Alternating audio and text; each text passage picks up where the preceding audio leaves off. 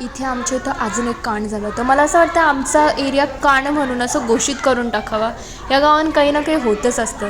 कधी समोर होतं, कधी मागं होतं, काही ना काही चालू असतं बाबा. मधी तर मी अशाही केस ऐकल्या की अपहरण होतं आहे, हे सगळं होतं आहे. म्हणून बाबा आपल्या पोरांना जरा सांभाळून ठेवा. ही जरा मोठी पोरं होती, पण यांची आपापसातली भांडणं, गाडीवरती गेली, मग आईवडील आले आणि ती भांडणांचं पूर्ण टोक गाठलं. पण मित्रांची भांडणं त्यांच्यानंच ठेवावी. घरपर्यंत आलं मग त्याचं राडच होतं, म्हणून नाही करावं आय गेस.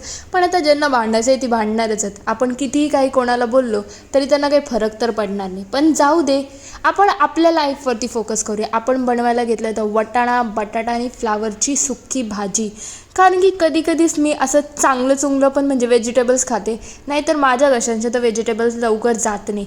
बनवलेला आलती वस्तू तर खाऊन घ्यायची. आणि हे सगळं झाल्यानंतर एकीकडे भाजी बनत होती आणि एकीकडे मी किचन आवरायला घेतलं होतं.